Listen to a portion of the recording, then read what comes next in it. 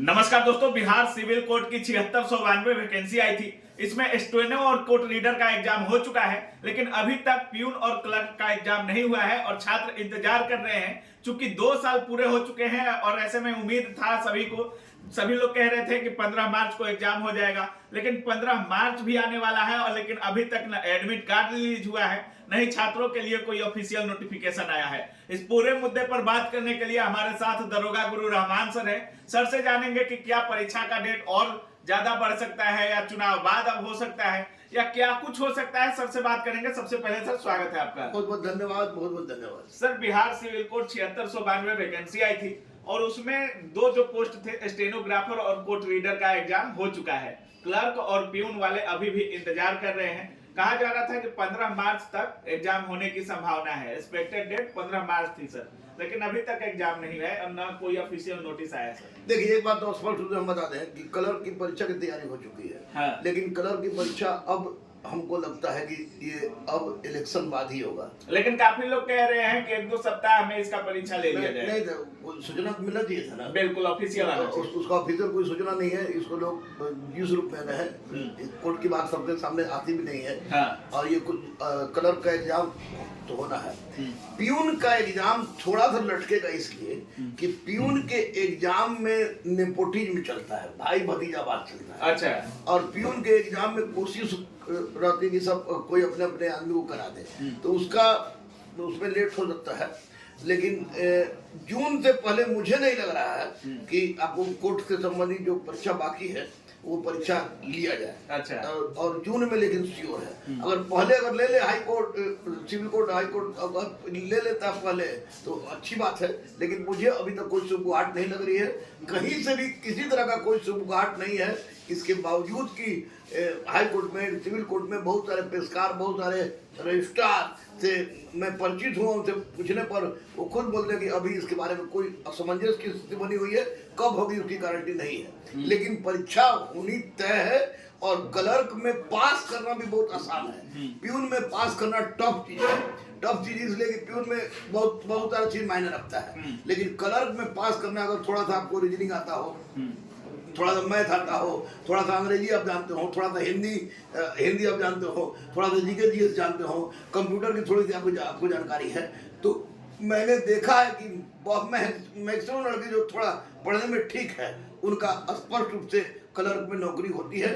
और सर, इसमें language paper जो है हमारा हिंदी और इंग्लिश, हिंदी से और हिंदी ग्रामर और इंग्लिश ग्रामर से लगभग 40 अंक हैं सर। ऊपर से कंप्यूटर, बेसिक कंप्यूटर से 15 अंक है, तो कुल मिलाकर 90 में 55 अंक इन्हीं 3 सब्जेक्ट से है। तो इन पर कुछ ज्यादा ही फोकस करना चाहिए। इसलिए मैं बोला हूँ कि क्लर्क का रिटर्न निकालना, रिटर्न के बाद इसका फॉर्मेलिटी के रूप में लोग लेता है इंटरव्यू 10 नंबर का, तो ये रिटर्न निकालना इसलिए आसान हो जाता है कि अगर बासुकी नंदन हो या उपकार प्रकाशन का हो, किसी का भी हिंदी का गद्यांश और हिंदी के व्याकरण को अगर रगड़ के बच्चा पढ़ ले और 15 नंबर का कंप्यूटर उसका बन जाता है, तो 55 नंबर उसका क्लियर हो जाता है। और 55 नंबर क्लियर होने के बाद 59 पर इसका कटिंग, 58-59 पर इसका कटअप शुरू हो जाता है। अच्छा। लेकिन 65-66 से कम अगर आता है तो किसी भी परिस्थिति में होने नहीं जा रहा है।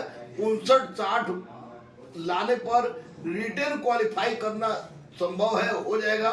लेकिन अगर फाइनल क्वालिफाई करना है तो 65-66 नंबर इनको रिटेन में लाना होगा, ताकि 10 नंबर के इंटरव्यू में अगर 3, 4, 5 नंबर भी अगर इनको मिल जाता है तो इनकी नौकरी पक्का हो जाएगी। बिल्कुल बिल्कुल। सर, अभी कितने सेट करने चाहिए, एक दिन में अभी कितने सेट करने चाहिए बिहार सिविल कोर्ट के अभ्यर्थियों को? अभी कुछ नहीं, बिहार सिविल कोर्ट के अभ्यर्थी ने सब कुछ जानते हो।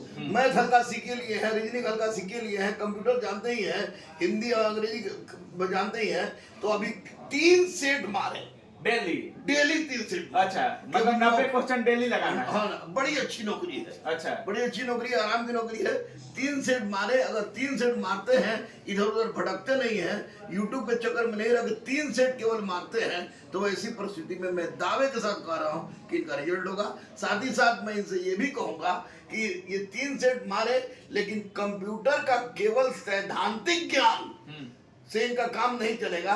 कंप्यूटर के ज्ञान को व्यवहारिक पटल पर लाकर प्रैक्टिकली भी करें, क्योंकि वो बहुत बड़ा डिसाइडिंग रोल होता है। क्योंकि आज ऑफलाइन काम का महत्व घटा है और ऑनलाइन काम ज्यादा कंप्यूटर के माध्यम से ज्यादा होने लगा है। तो निश्चित रूप से वैसी परिस्थिति में इनको 3 सेट डेली मारे और साथ ही साथ आपको कंप्यूटर का प्रैक्टिकली ज्ञान अच्छा से रखें।